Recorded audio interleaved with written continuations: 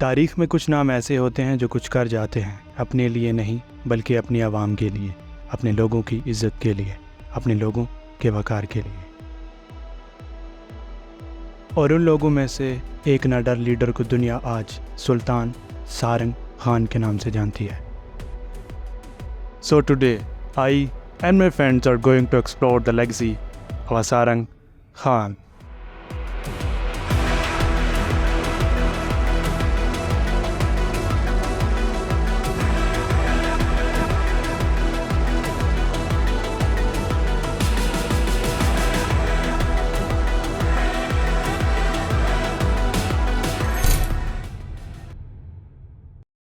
ये किला जो है अर्ली 15th सेंचुरी में बना था और ये है कि ये ख़िता पुठवार में एक बड़ा तारीख़ी और हिस्टोरिकली इस किले की वैल्यू है।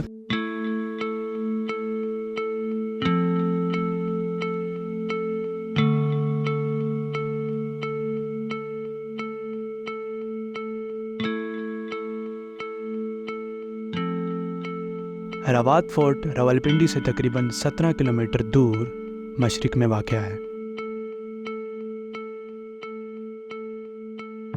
हैदराबाद का पुराना नाम रबात है, जिसके मानी है कारवानसराय। ये पूरी के ज़माने में सराय बनती थी, ठीक है, जहाँ पर जो है ना उनकी आर्मी जो होती थी, ठीक है, फ़ौज जो होती थी, तो वो पड़ाव यहाँ पर डालते थे मुख्तलिफ शहर में। यहाँ 15-16 किलोमीटर आपने देखा होगा एक बोर्ड का दरख्त होता है, पानी का एक तालाब बना होता है उनके घोड़ों के लिए पीने के लिए। हमारे सामने ये पड़ा हुआ है जहाँ पर ये FWO वालों ने अभी डेरा डाला हुआ है।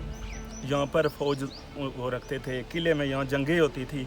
ये आप देख रहे हैं ना, ये सारी जितनी रहायशें थी ये सारी पीछे आप देख रहे हैं, ये सारी निशानियाँ उन्हीं की हैं। इस फोर्ट में तकरीबन 76 के करीब कैद खाने हैं, जो शुरू में तो सिपाहियों के आराम के लिए यूज़ होते थे, लेकिन मुख्तलिफ जंगों के बाद इनको कैद खानों में तब्दील कर दिया गया। सुल्तान सारंग खान गखड़ ख़ानदान से थे और इनकी मुग़लों के साथ बड़ी दोस्ती थी। तो कहा जाता है कि शेरशाह सूरी ने इनको पैगाम भिजवाया कि आप हमें ज्वाइन कर लें और मुग़ल्स को छोड़ दें। तो इन्होंने उस बात को एक्सेप्ट नहीं किया और तकरीबन 1539 में शेरशाह सूरी ने इस किले पर हमला कर दिया।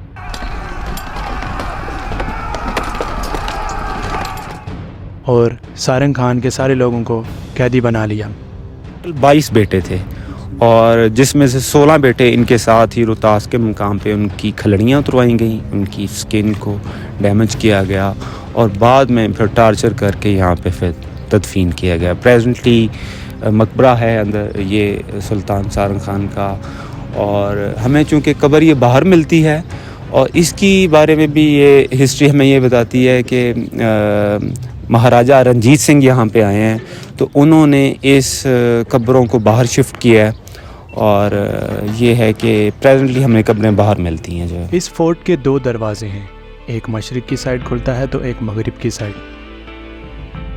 मशरिक की साइड वाला दरवाज़ा जैसे ही खुलता है तो आपको एक डोम नज़र आता है।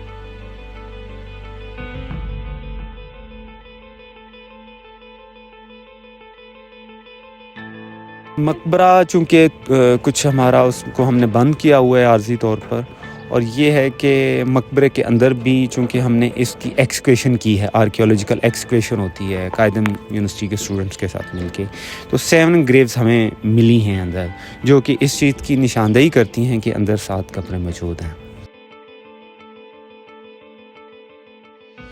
अच्छा, मेरे पीछे अभी ये जो मस्जिद आप लोगों को नज़र आ रही है, ये सुल्तान सारंग खान के दौर में ये एक मेहमान खाना हुआ करता था, लेकिन 1964 के बाद इसको मस्जिद बना दिया गया।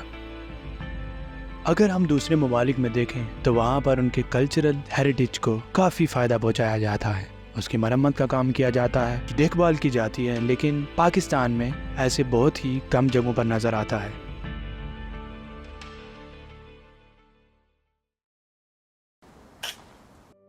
लेकिन इन आवर रिसेंट टूर हमने देखा कि रबात फोर्ट में भी काफ़ी मरम्मत का काम शुरू हो चुका है। हुकूमत पाकिस्तान ने इस किले को बहाल करने के लिए जो है वो अपना फ़ंड्स जारी किए हैं। उसी हालत में ये होगा जिस तरह पहले था।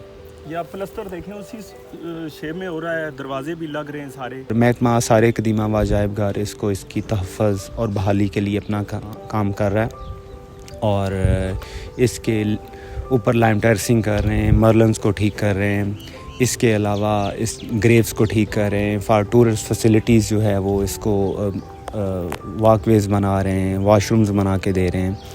तो आई होप कि इसको विद इन 2 और 3 ईयर्स हम जो है वो ठीक कर लेंगे।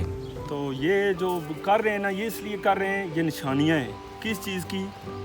ये मुसलमानों की। इन चाचा के इंटरव्यू का खुलासा कुछ इस तरह था कि देखो ये निशानियाँ, कैसे सारंग खान जैसे लोगों की कहानियाँ दुनिया आज भी याद रखती है, क्योंकि उन्होंने कुछ किया अपने लिए नहीं, अपनी आवाम के लिए, अपने माशरे के लिए।